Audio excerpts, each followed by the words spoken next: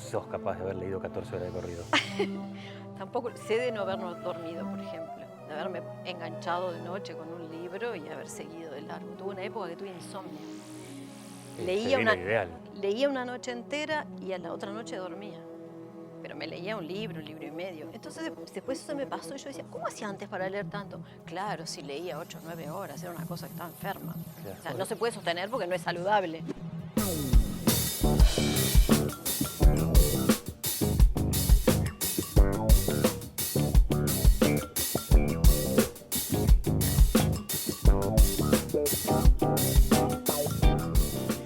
Creo que no le erro si digo que has leído miles de libros. Seguramente has leído, no sé, más de 5.000 libros, por tirar, entre placer y oficio. La verdad que no lo sé. A eso habría que sumarle los infantiles, que esos sí son muchísimos y que se leen con otra velocidad, ¿no? Claro. Hubo una época que anotaba lo que leía porque me olvidaba. O sea, ¿Ah, sí? claro, no me acordaba, lo leí, no lo leí. Hay un libro que te deja huella, hay un libro que no te deja nada. Una cosa es leer por el gusto, ir a comprarte el libro, y otra cosa es el que te llega por trabajo. Entonces, son como dos mundos distintos. Claro. Porque el que te llega por trabajo lo lees que se va a transformar en libro, ¿no? Ese lo lees de otra manera. El que voy a comprar, voy a disfrutarlo desde cero. Trato de no ponerle en mi cabeza de editora, decir, esto lo hubiera hecho así, esto lo hubiera hecho asado. No, ahí me entrego. Ahí me entrego a la lectura. Claro, ahí son distintos tiempos incluso para Absolutamente, leer, ¿no? absolutamente. Es otro disfrute. Y con esos miles de libros leídos, uno puede hacer, porque es como una pregunta típica, ¿y cuál fue el que más te gustó? Es imposible establecer uno, ¿no? Absolutamente. Y no tengo un libro de cabecera ni un autor de cabecera, porque tengo épocas para leer. Ahora quiero leer mujeres. Y hace mucho que estoy leyendo. Ahora ya tengo el libro de la que ganó el premio Nobel, de la polaca, que no me sale el nombre. Y lo tengo ahí en la mesa de luz que me está esperando. Pero digo, tengo como una cosa, estoy buscando ese lado. A mí no me gusta hablar de literatura feminista, pero sí las mujeres tocamos otras fibras que al hombre le resultan prácticamente imposibles. En mi humilde opinión. No, pero está muy bien, porque en realidad es cierto, hay sensibilidades distintas a la hora de contar historias. Absolutamente. Se ve, vos trabajaste mucho con literatura infantil, recién lo decías, los niños y las niñas de chiquitos, sin que nadie les diga nada, unos agarran para jugar a los superhéroes y las otras agarran para imitar las tareas del hogar de repente sin tener ningún tipo de influencia. Eso habla de sensibilidades. Absolutamente. Después irán mutando con el tiempo. Pero dijiste algo sobre que tenías periodos de leer una cosa y otra. Sí. ¿Y sos de las personas que tienen la teoría de que hay literatura que es de verano y literatura que es de invierno y así? Ay, no lo sé. No. Si me preguntas desde el punto de vista comercial, desde el comercial te digo, sí, este libro se va a leer en la playa. Y una vez hice una apuesta. El libro no arrancaba, comercialmente hablando. O sea, ya estaba editado y estaba en librerías. Sí, y a nivel mundial el libro funcionaba y acá en Uruguay no pasaba nada. Yo dije, este va a ser un libro de verano, porque era un libro gordo y era muy banal. Y realmente explotó en enero. Ibas a la playa, estaba todo el mundo con el libro. Uno de esos grandes novelistas, digamos, por decirlo de alguna manera. Sí, exactamente. Y hay otros libros que no, pero digo, yo no leo estacionalmente. O sea, es lo que viene, lo que hay. Y dentro de los que te marcaron como autores, digamos, ¿podría decir que uno fue Julio Verne con una historieta? Sí, fue mi primer acercamiento a Julio Verne y como a los libros como más de grande. Si bien era una historieta, que me acuerdo a mi padre comprándomelo ese día en el kiosco de Máximo, que quedaba al lado de la vía. Me acuerdo clarito del kiosco, no me preguntes por qué. ¿Ahí vivían en Sarandí Grande o en Comensoro? No, en Sarandí Grande vivía, ahí tenía 8 o 9 años. Y me acuerdo clarito, y me acuerdo que me maravilló Julio Verne. Ay, fue una cosa que después quería que me compraran todas las historietas, que fue un gran cambio cuando llegué a los libros, que son súper descriptivos y eran, no te diré que aburridos, pero no era aquella agilidad de la historieta. Es más lento el libro. Absolutamente, y yo tenía la práctica de la historieta porque leía historietas. Me formé leyendo historietas. Pero había una historieta que no te dejaba leer mucho.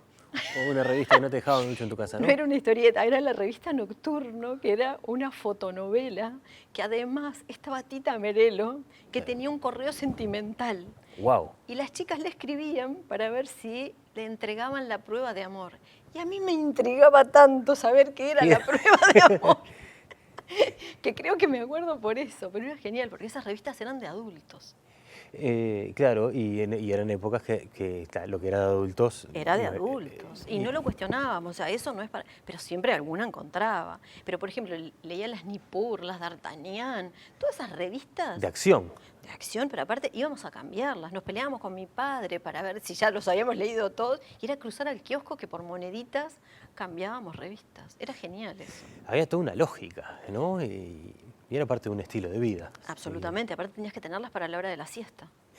¿A vos en tu casa nadie te trató de meter la letra con sangrienta? No, digamos, para nada, no era una preocupación y no eran intelectuales, o sea, tenía un tío profesor de literatura, pero después era gente de campo, gente común y corriente. Mis abuelos tenían revistas en las mesas de luz, mi abuelo que no había terminado la escuela leía en inglés. Porque ahí hay algo que yo no sé si tiene que ver con la vida de campo, ¿no? Pero la industria del entretenimiento no desarrollada lleva a que también, ahí está el libro, y terminás cayendo en él. De repente por falta de alternativa. Lo lindo es cuando te seduce y te atrapa. Es que a veces tengo 4 primos más, más o menos de mi edad, y todos leíamos, pero no era que había que leer para no tener falta de ortografía, o no había que leer para tal y cual cosa. No, leíamos porque nos encantaba. Entretenía. Entretenía, y la pasábamos bomba, y leíste a la pequeña Lulú, y leíste la Archie. Claro. Mafalda, a mí me regalaron los 10 años con Mafalda, tapadura. Genial. Pero imagínate, era como un tesoro. Después con las mudanzas no sé dónde terminó, pero leíamos Quino. Que también ya eso es Mafalda, digamos que ya era un estilo de historieta con otro tipo de contenido. Absolutamente. ¿No? Esa cosa que te empieza a enseñar el mundo. Exacto. Ahora, ¿qué te parece que puede ser lo que justifica la vigencia de la literatura? Pues estoy pensando que esto que vos decías, la historieta dinámica, una lectura ágil, veloz, con ilustraciones, acción. Después pasas a la letra, decís, upa, esto ya es más lento. Estamos en una época de la humanidad en que hay mucho vértigo para todo, que en el teléfono puedo ver la serie que quiera.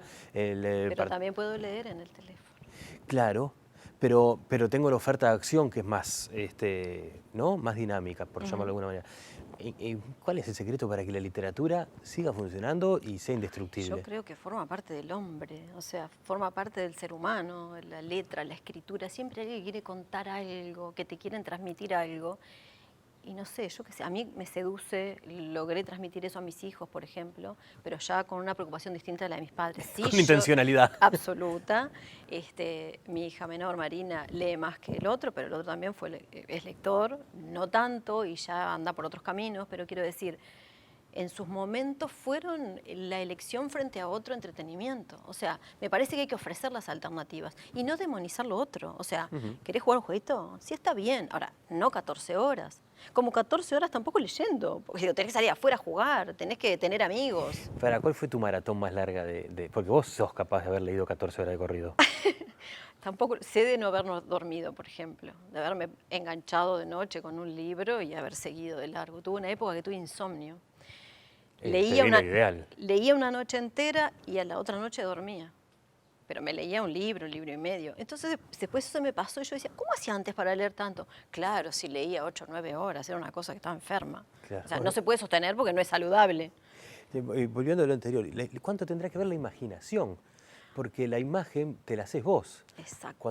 Por más exhaustiva que sea la descripción del personaje o del lugar donde está pasando algo. Son mis personajes. Como son tus personajes, claro, son con mis su tono lugares. De voz. Absolutamente, absolutamente. ¿Y eso tendrá que ver con la vigencia de la literatura? Mirá, me acuerdo cuando le habían puesto voz en Cuba, creo que fue, hicieron historietas de Mafalda. No quería saber nada, por favor, no le pongan la voz a Mafalda, que tiene mi voz, la que yo quiero que tenga. No le pongan a Manolito. Claro. Eso está en uno, en cada uno, es la historia de cada uno. Por eso te pasa cuando ves cine. Ves cine y dices, ese personaje no era así. Claro. Ni era. No, ¿y por qué reacciona así? Son adaptaciones, obviamente, ¿no? Pero para el que lee y que tiene su propio mundo integrado de eso que leyó, llegar al cine y encontrarte que la adaptación no es la que vos esperabas, wow. ¿Tenés alguna adaptación al cine que haya resistido? Ay, la Cándida Heréndira y su abuela desalmada. La triste e increíble historia de la Cándida Heréndira y su abuela desalmada de García Márquez. Mirá. Vivía en Durazno en esa época. Iba pasando por el cine y había cineclub. Y me metí y yo no la había leído todavía. Fue fascinante, fascinante, me encantó. No sé si la veo ahora, ¿qué me provoca? Tenía 18, 19 años. Pero en aquel momento... Así, me dejó como, wow. Y después, obviamente, que me devoré el cuento. Me encantó. Has estado mucho tiempo, bueno, seguís estando en realidad del lado de la producción de literatura Sí. y demás. Y yo tengo entendido que si uno agarra y se para frente a un libro en una librería y ve el precio de tapa, el que sabe puede desglosar cómo está compuesto ese precio de tapa. Vamos a suponer, en una época creo que costaban, el promedio de un libro para adultos en Uruguay era en el torno de los $12. ¿Cómo se dividen esos $12 Y esos que yo pago? Claro, esos $12, a ver, por lo general la gente no sabe qué es lo que hay detrás de, porque dice, ay, fulanito escribió un libro. Claro. No es solitario, no hay trabajo, no hay elaboración más de equipo que un libro. A ver. El autor está solo cuando escribe, por lo general, es su momento de intimidad con su computadora, su cabeza y sus manos, ¿no? O lo dicta. Pero cuando eso llega a un editor, hace su proceso, un editor, un corrector o un lector premio al editor, pero profesionalmente sería un editor, un corrector, un diseñador y toda la parte de imprenta. Después viene la parte de distribución, después llega la librería. Imagínate por todo lo que pasó para llegar a hacer ese producto. Y permítanme hablar del libro como producto. Claro, sí, sí. Y hoy, por ejemplo, tenés autoedición.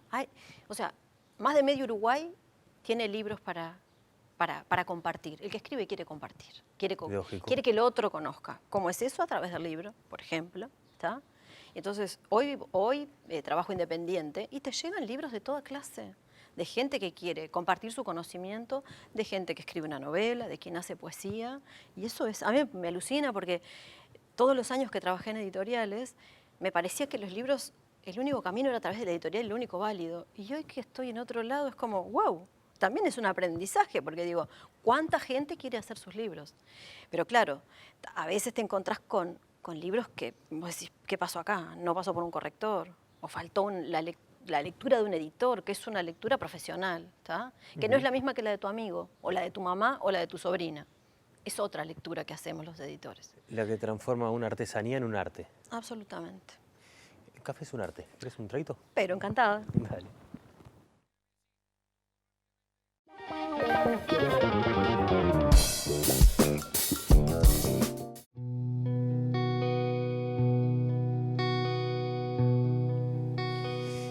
Hay muchos escritores que he leído, el que más me acuerdo, porque era muy fácil, porque despotricaba mucho, de Osvaldo Soriano, el argentino, que decía pestes de los editores y de la industria editorial. No podía ser que alguien ponía toda su creatividad y de eso que hablamos del precio de tapa se quedara apenas con el 8 o el 10% teniendo una negociación exitosa. Vos en un tiempo estuviste trabajando como agente literario, que implica representar a los autores y tratar de que ese 10 se transforme en un 11 o en un 12. Una gran negociación, porque no son porque sí esos números, ¿está? Ya te digo, hay todo un aparato detrás de la elaboración de un libro. Una editorial siempre está corriendo riesgos, porque si sos Osvaldo Soriano, genial, tus libros se van a... También cuando empezó era riesgoso, pero digo, uno tiene como un ojo para ver qué puede funcionar, si esa corriente, si ese tipo de libro hoy funciona o no. Te equivocás también, ojo. Los editores no tienen la varita mágica. No, y las modas van cambiando. Y las modas van cambiando. Hemos pasado por la moda de la autoayuda, la de la historia cotidiana. Sí, todo, siempre tenés algo nuevo y es lo que mantiene también un poco la movida, digamos, y va generando nuevos intereses. Pero digo, hay la infraestructura de una editorial, cómo se mantiene, porque a lo mejor Osvaldo Soriano cuando empezó no lo conocía nadie, claro. A lo mejor, probablemente, que es lo que le pasa a todo el mundo. Y hay que mantener una maquinaria en movimiento. Una editorial cuando edita libros, de 10 libros tiene uno exitoso. Apuesta a 10 para tener uno. A veces no cubren ni los gastos de los otros. A veces en un libro infantil no es con la primera edición que cubrís tus gastos, es con la segunda. O sea, la edición el negocio editorial es un negocio de riesgo. Pero yo pongo la creatividad. Yo soy el que pasó las horas tomando café y fumando frente a la pantalla. Tipeando. Pero, claro, fenómeno, pero no sabe del negocio, por lo general. Necesita un corrector, necesita un editor, necesita un diseñador gráfico, necesita un fotógrafo para esa tapa. Atractiva para que compita con las otras que están en la Absolutamente, y tenés que tener 10 pruebas, para 15 para ver, y a lo mejor no le convence ninguna, porque está pensando en otra cosa y el comercial está diciendo, necesitamos una tapa que se venda y que se vea desde 30 metros de distancia. O sea, hay tanto detrás de un libro, de una política editorial. Recién hablabas de los infantiles. Los infantiles son más caros de hacer, ¿no? Son mucho más caros de hacer, sí. Porque son a color y porque tienen dibujito. Y porque esos dibujos tienen un costo. Tenés otro autor ahí. Tenés el autor del texto y tenés el autor de las... A ver, una cosa es un libro ilustrado, que no se confunda, y otra cosa es el libro álbum, donde hay una especie de conjunción entre el autor o la autora, el ilustrador o ilustradora. O sea, es este autor, este ilustrador hace crecer ese libro con su aporte, con su nueva lectura. Entonces, sí, hay otros costos. Y es el que le pone el dinamismo que le ponía la historieta, digamos. De alguna manera, de alguna manera. ¿No? ¿En cuántos, esto es más fácil que lo de la cantidad de libros que leíste, ¿en cuántos lugares viviste? Ay, nací en Sarandí Grande, viví en Sarandí Grande, Florida, no Durazno, no se confundan. Tomás Gomenzoro en Artigas, Durazno, Trinidad, Flores, Montevideo y Montevideo, Salinas. Porque eso me muestra que has conocido el país y has descubierto que Uruguay tiene una cantidad de matices por más chiquito que Sí, parezca. claro. Pero me quiero centrar en Trinidad porque me parece que el aburrimiento en Trinidad te cambió la vida. De alguna manera creo que me llevó a donde estoy hoy. Me hizo hacer un camino. Yo tengo que decir que la profesión me fue eligiendo. A ver, ¿cómo fue? Porque yo no decidí ser ni editora, ni librera, no. Fue la vida que me fue llevando y bueno, y estoy ahí. Yo empecé trabajando en una librería en Durazno, que era de una tía. Y haciendo un papelón en tu primera atención al público. Absolutamente, me pidieron una goma, yo era una empleada, me decían, ahora están ahí, abrí el cajón y tiré todas las gomas, todavía hay gomas por ahí de las que yo tiré. De ese periplo en Durazno vino Montevideo, entré a trabajar en Mosca, trabajé 3 años, después trabajé en otra empresa llamada Ledian, que era una distribuidora de libros, después en Pomaire. Ahí me fui a vivir a Trinidad, que nos fuimos por un tiempo, yo había quedado embarazada de mi primer hijo, y bueno, la opción era o quedarme acá y criar a mi hijo sola, o tener mi familia en Trinidad y que tuviera su mamá y su papá juntos. Bueno, la opción era muy linda, era ir a vivir a una casa, vida en bicicleta, niño al aire libre, qué sé yo. Las mudanzas a vos ya no te asustaban. No, estabas curtida. para nada, ya estaba acostumbrada. Y el niño crece y yo acostumbrada siempre a trabajar, a hacer cosas, a instancias de una amiga maestra, una maestra mayor, me dice, tenés que dar charla de literatura infantil. Y dije, no, darla yo no. Bueno, hace algo, organizarla. Y bueno, como tiene interior muchas veces mucho terreno para hacer cosas. Y la gente del diario se enteró que era el acontecer. Se acababan de convertir en cooperativa, en diario cooperativo, y me ofrecen un rincón que tenían y que les presentaron proyectos. Y acostumbrada a los no, y a que nunca pasa, presenté un montón de cosas. Hice una lista y a todos me dijeron que sí, después no sabía cómo hacer para cumplir con todo. Pero tenía la contratapa del suplemento para escribir sobre literatura infantil, que en realidad no escribía, tomaba extractos de libros y ponía ahí. Tuve los miércoles de cuentos, que convocaba a niños que se anotaban y participaban como una especie de club, que consistía en media hora de lectura libre y una media hora de lectura compartida, donde yo elegía el texto o alguno lo elegía, y eso era súper divertido, que pasó de ser una vez a la semana a 2 veces por semana. En esa época logré llevar teatro a Trinidad, que era todo, no existían como existen ahora todas estas cosas del ministerio. Los centros MEC, por ejemplo, no había nada en esa época, estoy hablando del año 97, 98, una cosa así. Y bueno, no, 98 no, 96, 97, poner. En el año 98 regresamos a Montevideo. Y bueno, no estaba en mi cabeza todavía trabajar porque había que solucionar el tema de Sebastián, la escuela, los horarios, qué sé yo. Y me llama Viviana Echeverría de Santillana, que si iba a trabajar. Sí, dice, bueno, ¿te animás a hacer talleres para maestros, que no sé qué, o para niños? No, para maestros no, me recontrasustaba. Dice, bueno, busquemos la vuelta para hacer algo con niños. Y bueno, la propuesta era de cuentacuentos. Y arranqué en Santillana con una valija, 3 veces por semana, ir colegio por colegio, escuela por escuela, a contar cuentos. Pero no como cuentacuentos, porque era un cuento, eso era un cuento. Yo iba a leer, tenían que ver los libros y tomar contacto con aquellos primeros libros de Alfaguara infantil. Y terminaste editora después de... Después de muchos años, muchísimos años, en el año 2005 recién.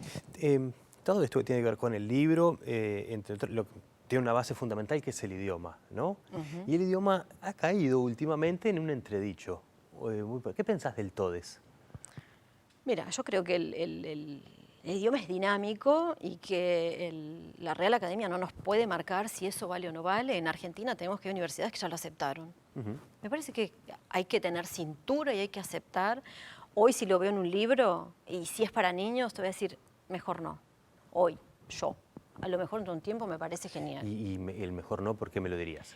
Porque estás formando, estás enseñando la lengua y me parece que es un poquito complicado. Primero hay que reafirmar los conocimientos, después elegirán si sí o si no.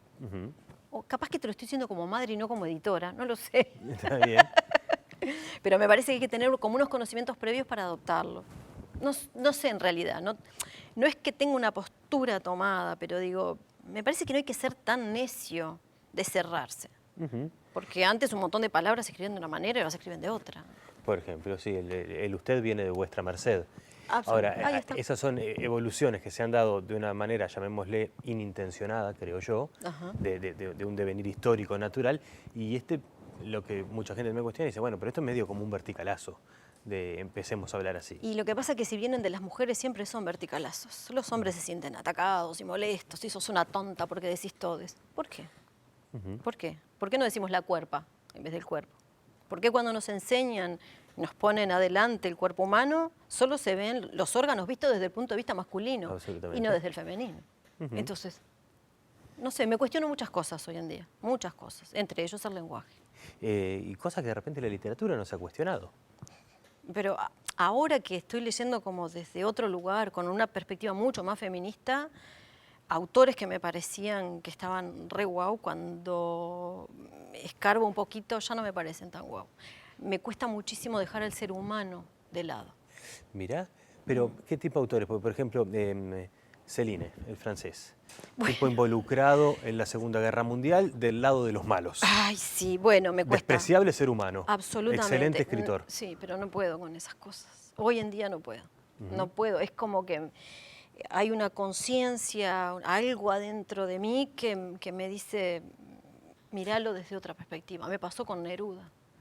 Mirá.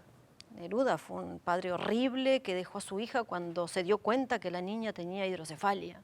O sea, mientras él al principio no se daba cuenta que tenía una hija enferma. Entonces me cuesta tener allá arriba a alguien así. Estoy mirando el ser humano. Picasso, no sé, es como... Y es imposible disociar la obra del creador. Se te transformó eso. Sí, me resulta como muy, no sé, estoy mirando mucho al ser humano.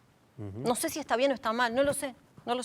Pero lo estás sintiendo así. Pero lo estoy sintiendo. Por eso también esta cosa de leer mujeres, de sentirme, no sé, ¿será que todo el tema del feminicidio está tan a flor de piel y lo siento y me duele cada vez que pasa algo que no puedo evitarlo? Hoy escuchaba en la radio un programa musical que no lo escucho siempre, pero lo estaba siguiendo y el conductor dice...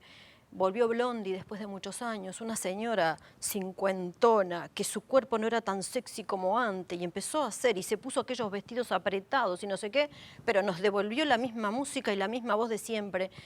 Y me vino como una fiebre, porque yo digo, cuando un músico vuelve no dice, es ese gordo que se puso un chaleco. No claro, lo decís. Volvió Kiss y no dicen, claro, son unos viejos arrugados. Claro, me ofendí. Después cambio de radio, voy a otro lado... Y se estaban burlando porque en aquella época, si estabas con una jovencita mucho menor que el hombre, no pasaba nada y no irías preso como hoy. Y no puedo evitar no ofenderme y no sentir que a esos hombres les sigue importando nada la situación de la mujer. Porque este señor que hacía música, yo lo tenía en muy alta estima. Y hoy no. Y se me cayó una cosa así, no podés estar diciendo eso, o sea, no deberías pensarlo siquiera. Pero hizo todo una cosa tan enfundada en esos vestidos tan sexy como cuando era delgadita. Y a mí la comida me quedó acá. No lo pude evitar, pero es una cosa que no es que yo me ponga en contra. No, ya esos comentarios me sacan. A mí la charla me encantó. Me quedó acá y acá. Muchas gracias, Gracias, Virginia. No, a ti por la invitación, fueron todos divinos. Muchas gracias. No, a ti.